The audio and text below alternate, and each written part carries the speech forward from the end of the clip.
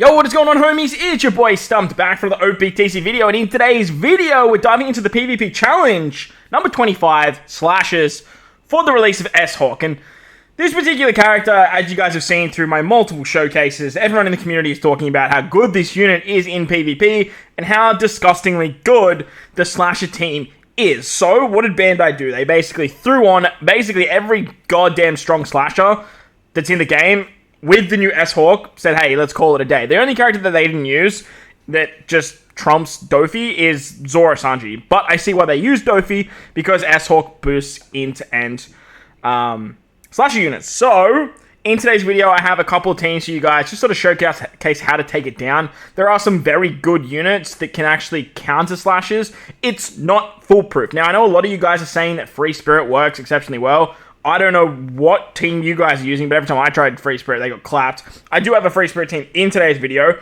but it takes a lot of RNG. And like I said in yesterday's community post, if you guys are trying this, you're going to have to get out the investment. Get out the turtles, get out the level limit break posters, get all the good stuff out, or start praying to RNGesus, because as you guys saw there, with our Roger and Whitebeard hit, we actually managed to hit S-Hawk. Now, we are going to take one of the Roger Whitebeard hits, and that's what makes the Slash team so scary.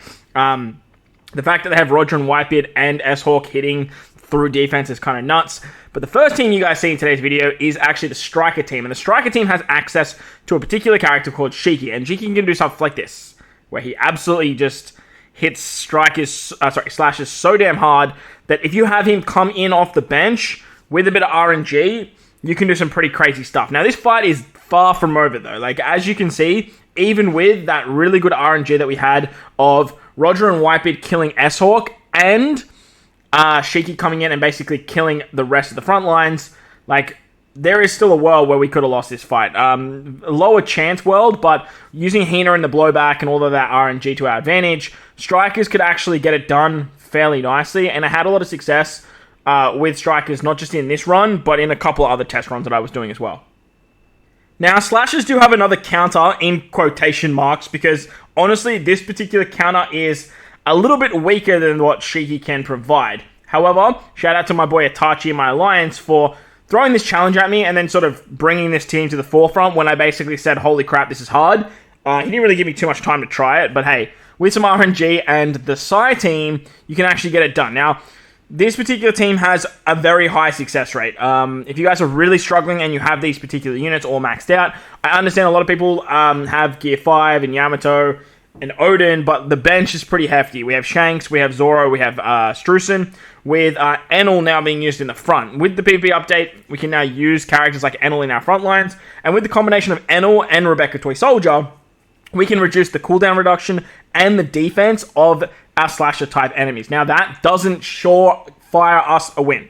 It does not surefire us a win by all means, because for us, we get very lucky here. We managed to bink both Roger Whitebeard and S-Hawk with our Yamato special. Not only do we get some good RNG there, but Yamato hit the two units that we wanted to hit. We got some good timing, so Yamato actually went first, and there's a lot of holes that this team actually has. If Yamato doesn't go first and gets hit by S-Hawk and dies, you've lost one of your biggest damage dealers that can kind of guarantee taking out those two units. But just like the Striker team, this fight is far from over. It's not the end, because there is a world where K-Dad and Odin and these other units can just go absolutely ballistic and actually take us out. The upside to our team now is we have a lot of attack, and the enemy has a lot of defense reduction. Plus, with Enel still hanging around, he is lowering their CD reduction, and you can actually start doing a lot of damage to them too. Plus, Enel does 30% more damage to in characters, which means that the bench that comes in, being the Zoro, Law, and Hiyori, they actually take a lot of damage from Enel himself, which is really, really nice. But shout out to Itachi once again. I'll leave a link to his channel. He's been uploading a bunch of these teams as well. This team actually works really, really well, provided you get that nice little RNG roll on your side. Nevertheless, he's been using it quite a bit, and he's been having a lot of success with it. Psy aren't exactly the be-all, end-all like they once were, but for this challenge fight, it actually worked fairly nicely. If you go up against something like Zoro Sanji, though, I don't know how well this would work. Alright, so next we have Strength, and honestly, Strength and Slashes to me are pretty much on par as the best teams in the game. Now, I was sort of raving on about Slashes being the best. And then I said strength was the best, and then I said slashes were the best, and I think I said strength was the best again. And now I'm back on the turn that slashes are the best team in the game. The thing about slashes are, I have all of my slashes limit break expanded, and all of them level like 150. Besides S-Hawk, who I'm honestly considering.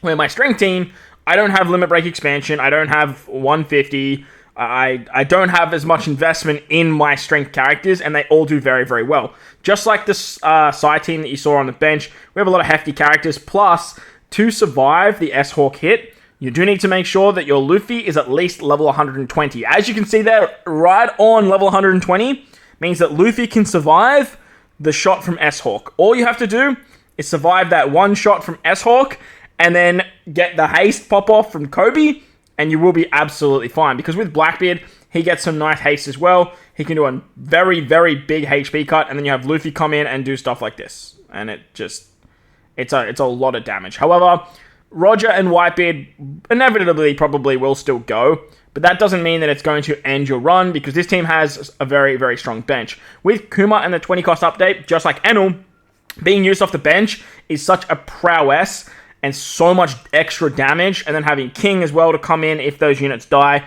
after that S-Hawk hit can be very, very nice. But the thing about Luffy is he actually puts up a shield around himself, which means that he's basically just now protected, even being on a B-stick HP. So that ability at level 120 to just survive that S-Hawk hit. My Blackbeard was also level 120, so make sure if you guys are using this team, and you're like, damn, my Blackbeard gets absolutely smashed. That's what I was saying. Get those posters out, get them ready to go, because you're probably going to need them to tank that S-Hawk shot. Alright, so now, as stated at the start of the video, everyone seems to be having a lot of success with Free Spirit. A lot of people commented on my post and said, hey, I just used Nami Korean Free Spirit and absolutely clapped it. I would love to know in the comment section below, if you used the Free Spirit team to take down this challenge fight, please let me know, because I do not know what Free Spirit team everyone is using that made this, in quotation marks, so damn easy.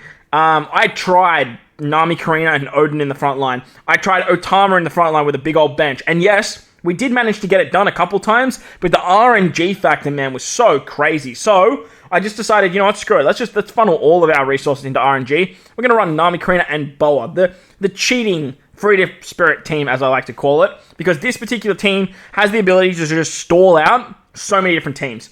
But on an offensive margin, it's very hard to get a win because you're lacking a lot of damage output. But when Nami, Karina, and Boa work together and actually get off good timing of RNG, good confusions, good special binds, good action binds, all of that fun stuff that's incredibly annoying to deal with, you can actually do some really disgusting things. And what I'm about to show you is just absolutely feral. The first time I ran this, it worked exceptionally well.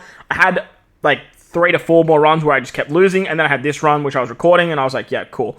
With the confusion ability, if the enemy is special binded and you still confuse them, it still activates their special, which is just absolutely ludicrous.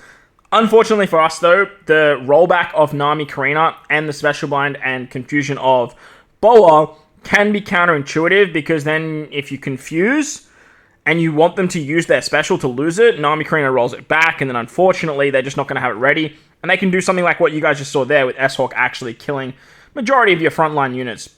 However, Free Spirit do have 2 revive characters. Sanchi has a shield, so you can actually tank that very first S-Hawk shot very, very nicely. However, if you do end up taking Roger and Whitebeard directly after it, you're pretty much in for a bad time. Lucky for us, we managed to get the action bind of Boa to hit Roger and Whitebeard, so that way we actually managed to avoid that special. Plus, now that we have Nami Karina coming in, Nami Karina is just always going to roll back their special. Roger and Whitebeard don't even get a chance to go, and with that, we can just sort of slowly pick apart the team, let the counter trickle down, and then allow Zoro and his sort of counter mechanic do most of the work for us. Once Inazuma goes too, by the way, if you have him on the bench, he's just going to come in and he's going to clean house, especially in the last 30 seconds, and that's predominantly where the damage of this RNG team is going to come from. You really just need Nami Karina and Boa to work together, and then have something like that trigger, and then you will be in a really good spot in the last 10 seconds.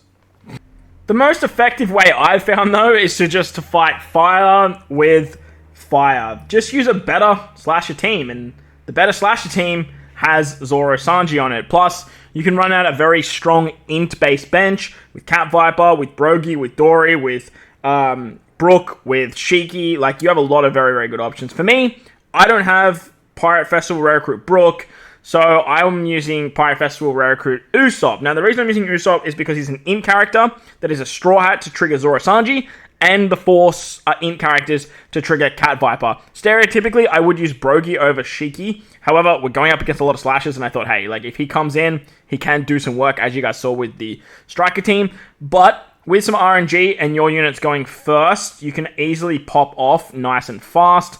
But if your Zoro Sanji goes before anything else, you are immediately going to win the fight. It's just, you've won.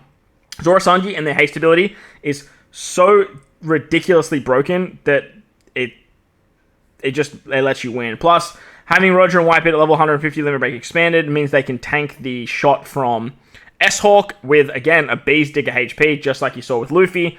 And with that, you're pretty much in a really, really good spot. Even if you lose Roger and Odin, Roger Whitebeard, after they've used their special, it's really not going to matter all that much because you've pretty much put yourself in a position where you've killed a bunch of their units. Their bench line for this team isn't exactly the be-all end-all because it's a lot of int-based characters. And like I said, having Cat Viper off the bench doing fixed damage is actually really, really valuable after you've had characters like HB Cunning of Roger and Whitebeard going, and then with your S-Hawk, absolute monster S-Hawk hit, it does really well. This is a product team of use your posters, and this team is full of exclusive characters, being anniversary exclusives, Super Sugos, and PvP legends.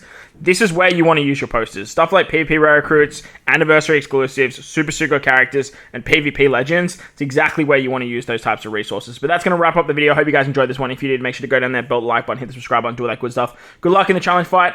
Thank you all for watching, and I'll catch you all in the next one.